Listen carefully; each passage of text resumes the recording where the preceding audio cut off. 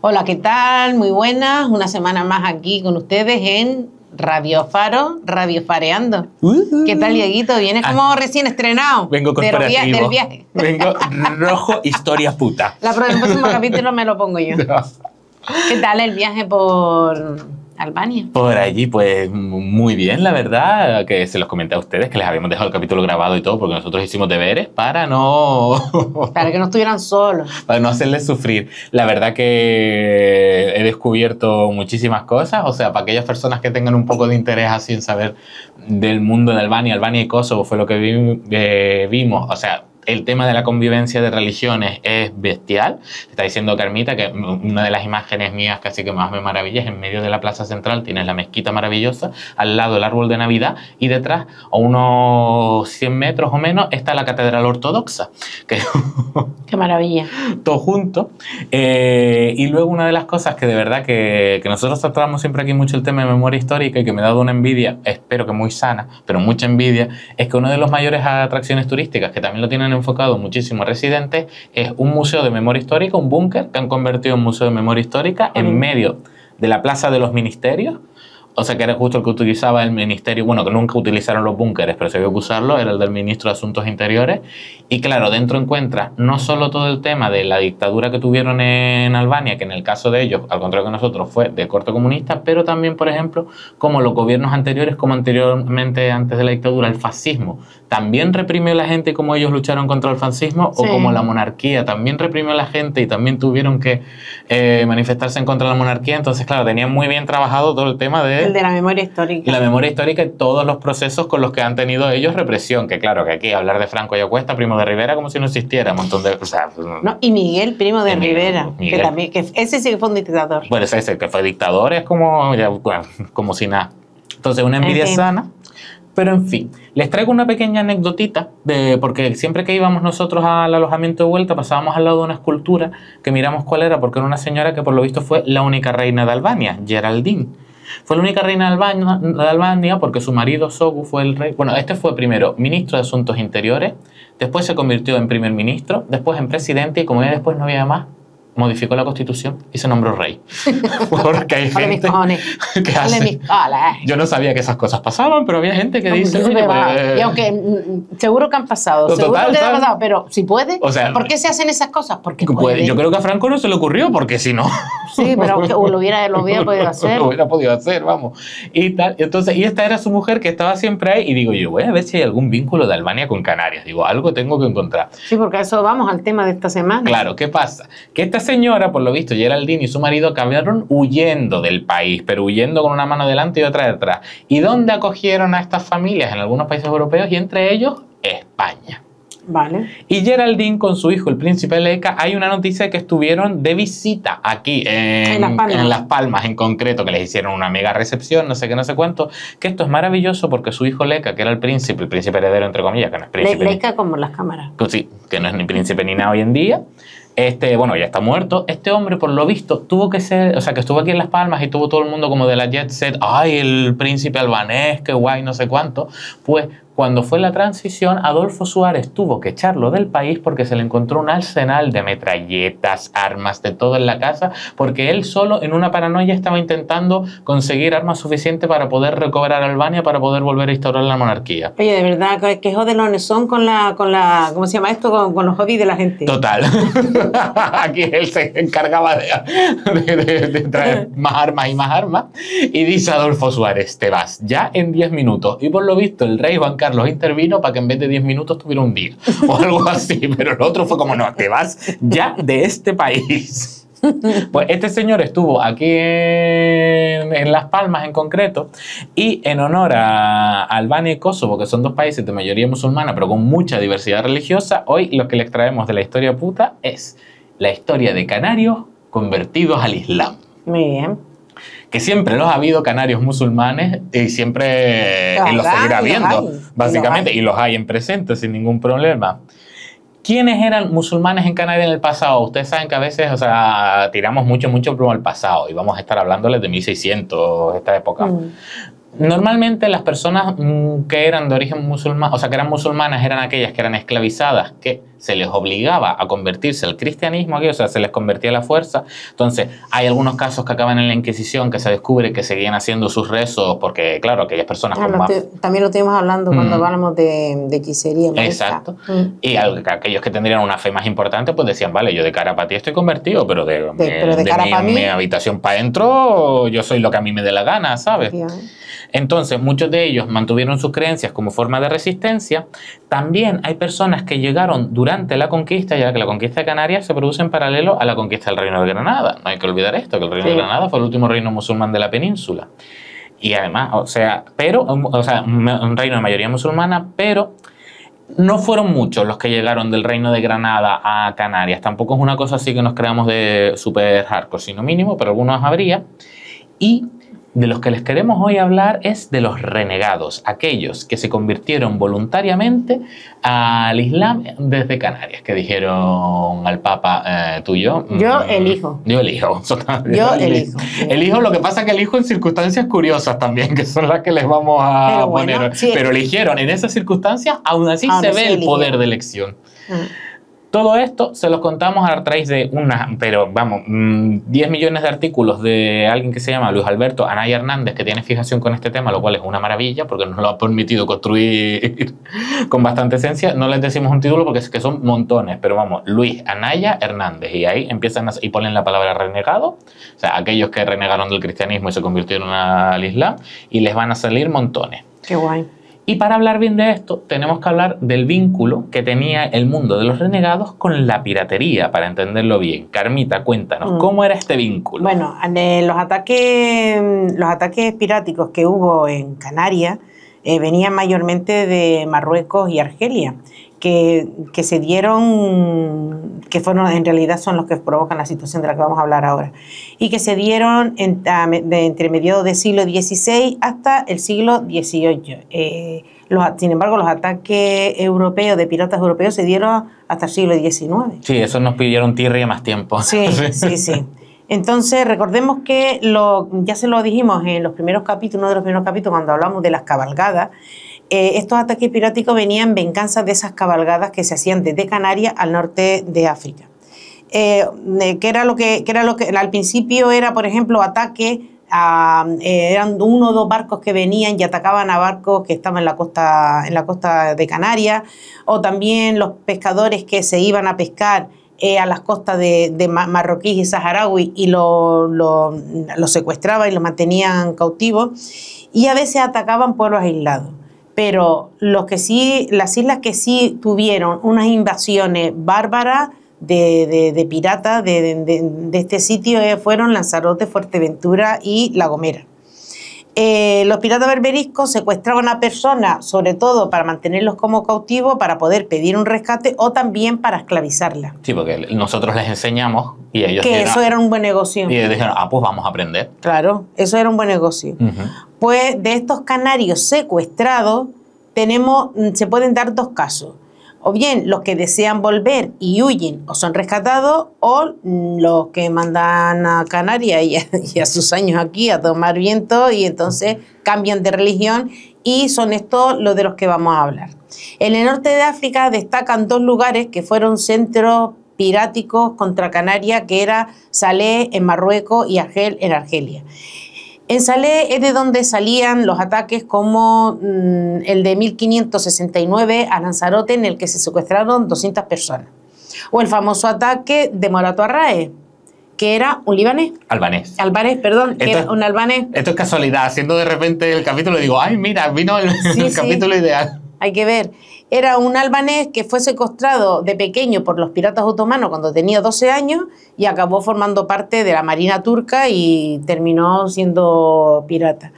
Pues en 1585 este hombre salió de Argel con varios barcos que estaba gobernada por los turcos y se dirige... Salé estaba gobernada en aquella época por los turcos y sale de... Argel estaba gobernada. Argel estaba gobernada por los turcos y sale de Argel a Salé, donde iba a recibir más barcos para ir a atacar a Lanzarote. El caso es que terminaron capturando a 300 personas en Lanzarote, y entre ellas capturaron a la madre, a la esposa y a la hija del marqués de Lanzarote, que ya hablamos de ellos también aquí, que era un tremendísimo hijo de la gran chingada, que era un bárbaro con lo de las cabalgadas, que hacía varias al año y hacía auténticas barbaridades en el norte de África. Y que se jactaba de ser el que más organizaba cabalgadas de Canarias, claro, ¿sabes? Se jactaba, claro, él era el macho alfa. Claro. Y en venganza vinieron y secuestraron no fue casualidad, secuestraron a las mujeres de la casa y le pedían un rescate tremendo por ella. La piratería en Salén termina aumentando porque ¿qué fue lo que pasó? Que por aquella época se produjo en la península ibérica la expulsión de los moriscos en 1609, y todos ellos pues terminaron en Salén y llegaron en hordas, vamos, habían un montones, y terminaron uniéndose a los piratas o a los corsarios, que esto depende del prisma donde lo veas. Amaro Pargo es corsario, ¿sabes? Claro, aquí, porque, y en Cuba es pirata. Claro, porque corsario y pirata es lo mismo, solo que los piratas luchaban bajo su bandera y los corsarios eran contratados por el Estado, por los estados que fueran. O sea, que el corsario, ¿cómo se llamaba el inglés que le pagaba a la reina Isabel I? Pagaba Drake. Drake era un pirata para el resto del mundo y era un corsario para Inglaterra, porque trabajaba para la corona. El caso es que, esta gente fueron expulsadas de la península ibérica, terminaron en Salén y terminaron siendo piratas. Canarias quedó exenta de la expulsión de los moriscos. Que ya lo veremos más adelante. Que esto es otro capítulo, porque nosotros en el colegio nos enseñan lo de la expulsión de los moriscos de España. Mentira, la expulsión de los moriscos de la península. De la península ibérica, sí. De Canarias no se los expulsó esto. Nosotros tenemos una historia propia. Sí. Pero bueno, esto es otro tema. Eso es otro tema. Los moriscos, tengo un nombre. Los moriscos expulsados se hace con el control de Salem, porque eran muchos, claro. Y hasta 1626 la ciudad dependía del sultán de Marruecos, al que se le pagaba un 10% del botín que ellos robaban. Que era lo mismo que pasaba aquí, sí. que pagaban un quinto de lo que... Sí, que aquí se paga un quinto, es un 20%. Ojo, el sultán de Marruecos era hasta generoso. Era hasta generoso en comparación. Pero los moriscos estos de origen español terminaron liándola en Salem. ¿Cómo fue eso, Dieguito? Ay, es que a nosotros, claro, nos gusta contar una liada. Nos encanta. Como si no hubiera un mañana. En 1626, los moriscos expulsados de la península en Salé se reviran, pero se reviran a lo grande, diciendo, pues, ¿saben qué les digo? Que esto es independiente. Salé, por cierto, es lo que está hoy junto con Rabat, o sea, Rabat es capital de Marruecos, a un lado del río, y Salé al otro lado del río, para que se ubiquen un poco, y se independizan decidiendo crear una república. Además, ni siquiera... Es que la inconsciencia es muy atrevida. Total, pero a mí me fascina esto, ¿sabes? Para que el que diga, no, las repúblicas son ideas modernas, perdona, 1626. Claro. Que una república gobernada por lo llamaban diván, que era un consejo en realidad de 16 piratas, encabezados por uno en concreto que era un renegado de origen holandés, Jans Janst, que yo no lo sé pronunciar bien, le vamos a llamar Jans. Bueno, yo prefiero llamarle Hans porque es lo que hay. Es lo que hay. Ajo y agua, Hans. Porque no dio leña. Entonces, puede decirlo Juan. Pues, o Juans. Juans. Un renegado holandés que básicamente secuestraba barcos día sí y día también en Canarias. Este hombre tiene como una intrahistoria que es un poco interesante, porque él había dejado Holanda y vivía en Canarias hasta 1618, que vivía en Lanzarote, y fue secuestrado por uno de estos ataques piráticos que eran venganzas potentes. Entonces lo secuestraron y tardó más o menos 20 minutos en renegar de cristianismo y convertirse al Islam y decir, espera, que si yo me convierto ustedes me dejan ser corsario con ustedes. Te digo una cosa, en aquella época era muchísimo mejor ser islámico que cristiano, porque hasta con el que acá no era un coñazo el cristianismo en aquella época. Total, y sobre todo triste y doloroso. Higiene, por favor, ¿sabes? O sea, sí. Derecho al divorcio. Como tuvieras todo, como tuvieras todo y te secuestraron, no volvías. No, total. No, y ojo, que allí ya existía el divorcio, que aquí todavía no existía, ¿sabes? Que había motivos también para ver ese territorio como o sea, interesante. Como algo interesante. Total. Pues básicamente tarda 20 minutos en decir, pues yo ataco Canarias con ustedes a tope. Y claro, como conocí el territorio, pues ganó fama bastante rápido. Sobre todo él también se dedicaba a lo que era el secuestro de barcos que navegaban entre las islas.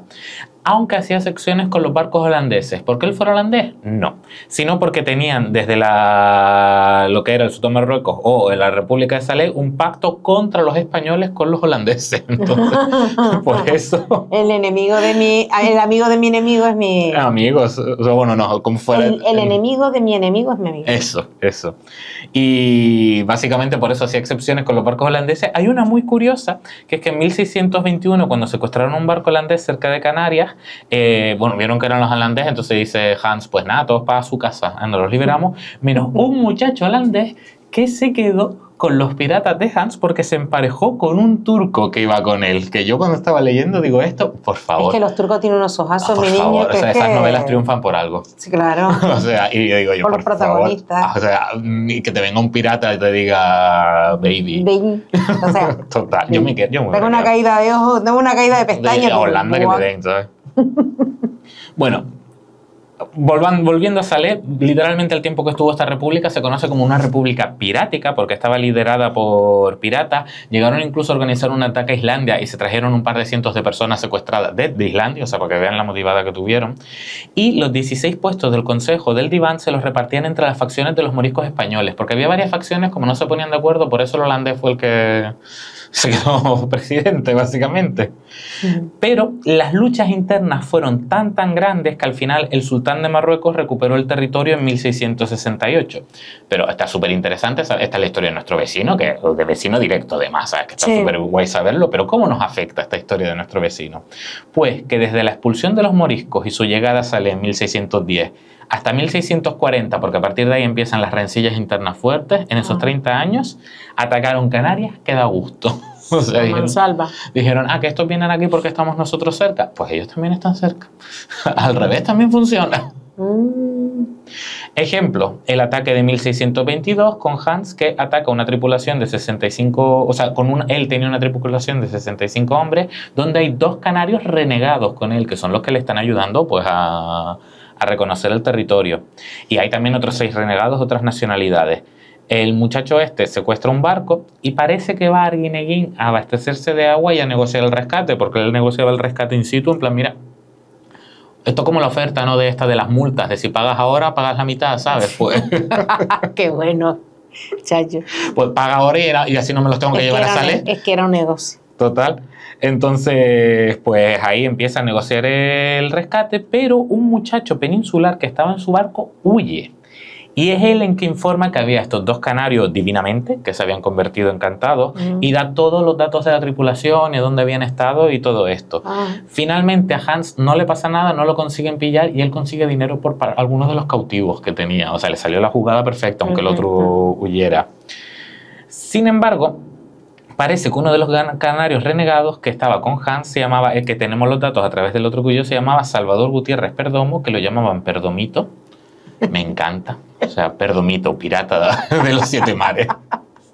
Pues Perdomito lo pillaron 20 años después volviendo de Vizcaya a Santa Cruz de Tenerife. O sea, porque claro, al final... Lo esperaron 20 años. 20 años, aquí ¿cómo se llama? El traidor, me acuerdo yo de él un rato, ¿sabes? Porque claro, lo verían con unos ojos.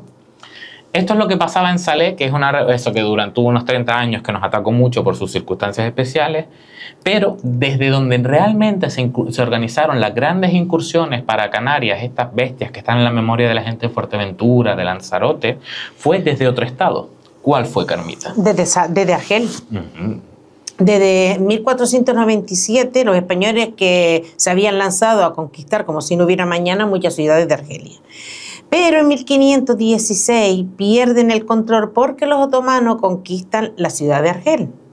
Se convierte en una especie de estado vasallo de los turcos. Desde 1580, Argel se convierte en el supermercado de un centro pirático. El que quería era el centro comercial pirático de la zona. En vez de el Mogan Mall, el Pirata Mall. Sí, era el Pirata Mall. Básicamente, gran parte de la economía dependía de la piratería, y los piratas o los corsarios, como hemos dicho antes, estaban metidos en el poder, porque tenían dinero para eso. Tenían poder y se metía en el poder de la toma de decisiones, el poder político. El más famoso, por eso que de aquí, de Argel, salieron muchos ataques. El más famoso de los ataques fue uno que se hizo en Lanzarote en 1618, y ya creo que hemos hablado de él en otras ocasiones. O sea, lo vemos con pinceladas siempre. Algún día le dedicaremos algo concreto porque fue muy grande. Pero lo hemos tocado de vez en cuando, que fueron 36 barcos que secuestraron a casi 900 personas, claro. Entre ellas a Hans.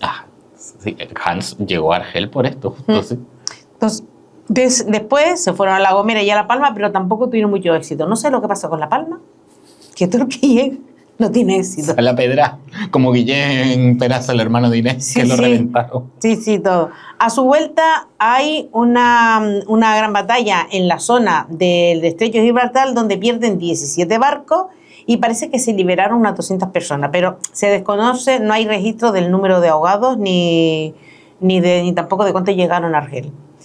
Lo que sí se sabe es que 107 de los que llegaron dijeron adiós muy buena al cristianismo y se convirtieron al Islam. Dijeron, wow, esto parece interesante. Esto está muy interesante, sí.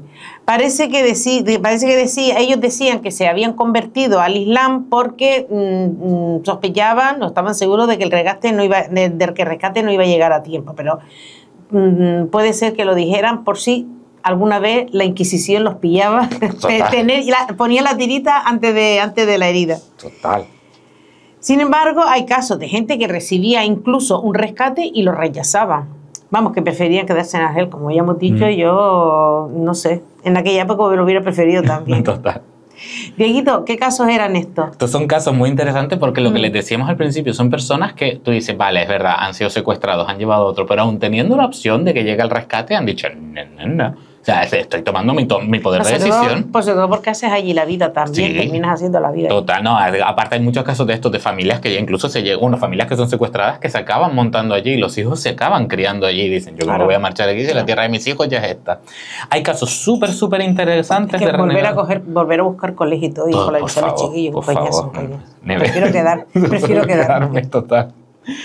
Casos súper interesantes. María de Bilbao, una mujer que era morisca en Canarias, que fue capturada con 3 hijos en 1593 en Lanzarote. Aquí les estamos hablando del rato de Lanzarote porque Lanzarote es la isla que más ataques, o sea. Como dijimos antes, Lanzarote, Fuerteventura y La Gomera, pero una bestialidad la de Lanzarote.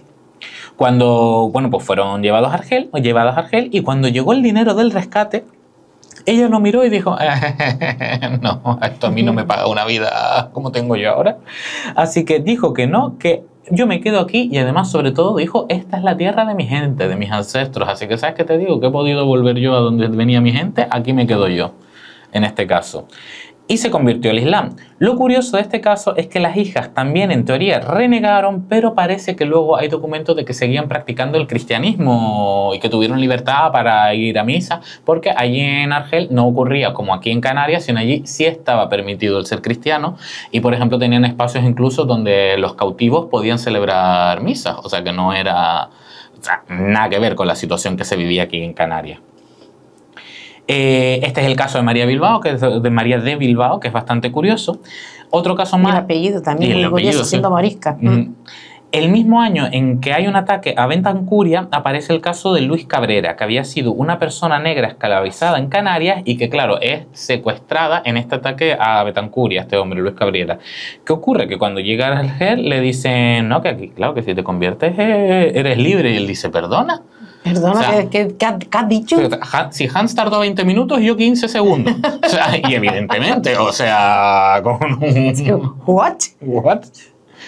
Se entiende perfectamente, y después de esto se convirtió en marinero que seguía ayudando en las excursiones piratas, porque muchísimos de estos renegados, una de las grandes profesiones que acabaron fue justamente de marineros y de corsarios, porque eran, bueno, pues vamos a aprovechar. Se ganaba muy bien la vida. Se ganaba bien la vida y aprovechar que saben cosas. Claro. Básicamente. Hay más casos por ejemplo, hay casos de canarios que se reniegan y se convierten en corsarios de primera categoría, ya no como marineros así y tal, sino en plan al top del top. Sí, que ya está, hay que hacerlo bien. Eso es una buena característica del canario. Sí, ya que estamos, vamos a hacerlo lo mejor que podamos. Para adelante, como el caso de Mateo Castellano, que fue un tinerfeño que capturaron en las Islas Cíes, o sea, en Galicia, en 1677 junto con varios turcos. O sea, lo capturaron a él siendo pirata en las Islas Cíes, que ya estaba dándolo todo. Pero tú, si la gente ha dado vuelta ni dado vuelta en aquella época. Estuvo 36 años en Argel. O sea, claro, tú después de 36 años ya hay un momento en que este señor diría, ¿tú de dónde eres? De aquí, de este barrio, de Argel, de esta casa, de esta calle, ¿sabes? Pues ya se habría hecho ahí maravillosamente. Donde ejerció de corsario con una tripulación que llegó a tener 400 miembros. O sea, ojo, el señor controlaba. Macho alfa, ¿eh? Total, total.